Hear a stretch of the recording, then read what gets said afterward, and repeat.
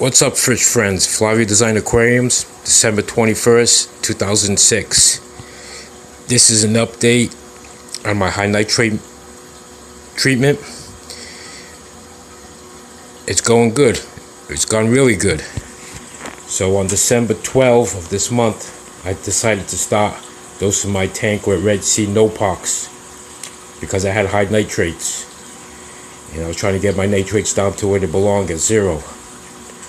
So I tried a couple of different things. First of all, I tried doing water changes, 30 gallons every 2 weeks as opposed to monthly.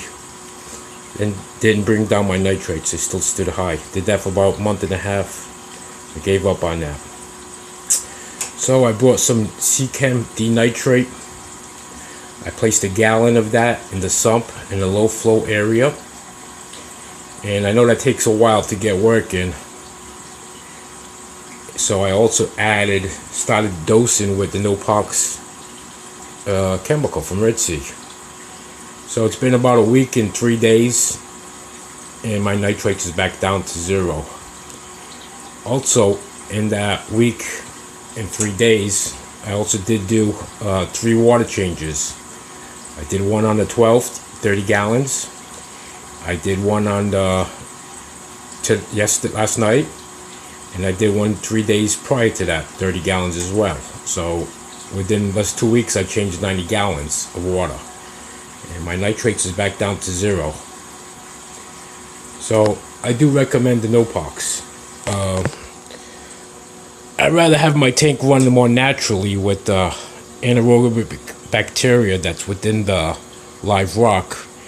And my tank has always been low nitrates until recently when I did add extra sand, and my nitrates zoomed up.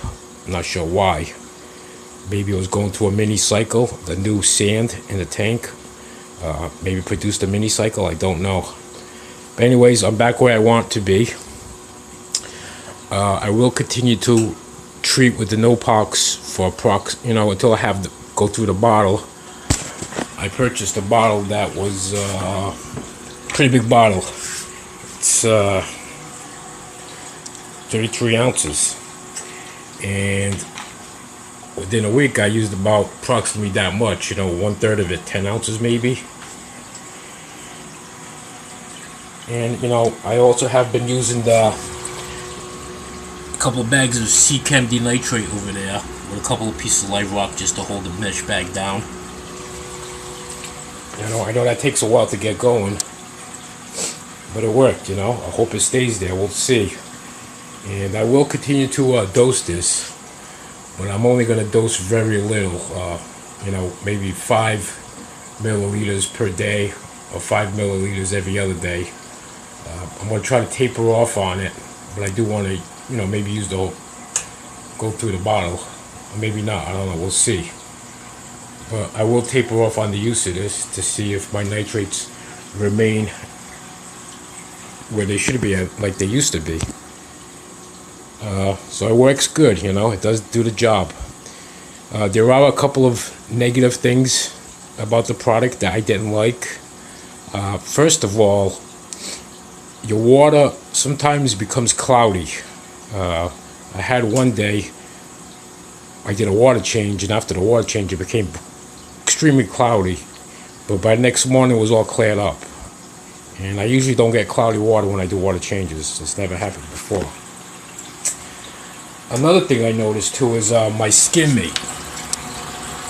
I hear a lot of people talking about how their skin mate stinks, and my aquarium it produces a lot of skin mate. The cup's clean right now because I just cleaned it out.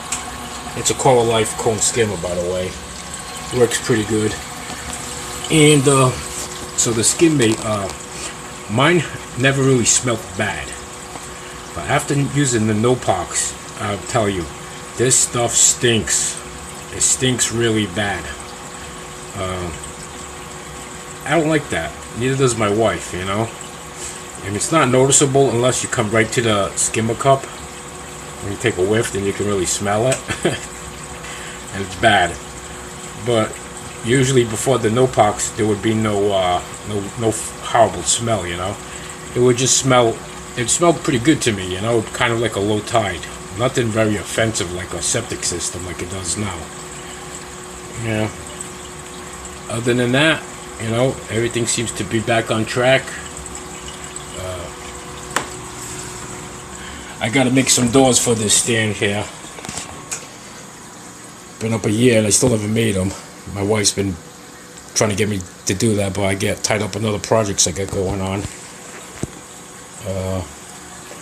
Also, I got some current USA True Looms lights to put on this fish tank here. I've never put it on. I got these triple tube 36-inch lights. Only running 2 tubes. I had 4 of these units on here with a total of 12 lights, but I don't use a glass top. I just use this screen here to keep the fish from jumping out.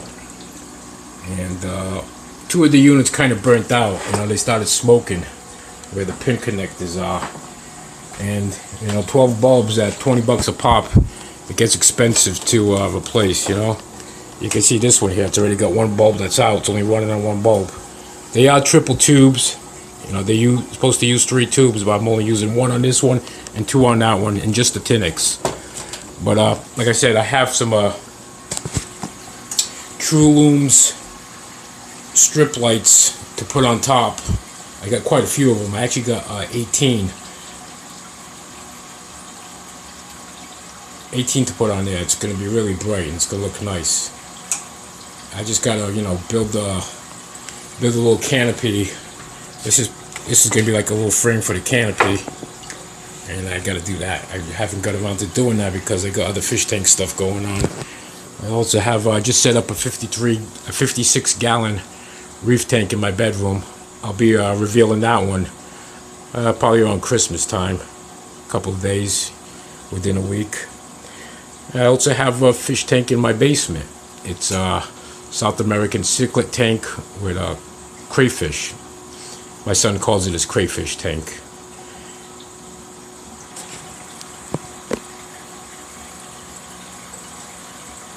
Hope you enjoyed the video. If you're thinking about contemplating using the no-pox, it does work. Don't go crazy with it. You gotta add a little at the beginning and keep adding a little bit more. I mean, like I said, it works for me under a week, but the side effects that weren't desirable were, you know, cloudy water. Also, your skin mate's gonna stink. So I want to take this time to wish everybody a Merry Christmas, Happy Holidays, Happy New Year, Happy reefing. If you like this video, would like to see more, please subscribe. I'm new at this. I've only been making YouTube videos for about a month or so. However, I have been keeping aquariums for 30 years. Thanks again. Peace out. Happy reefing.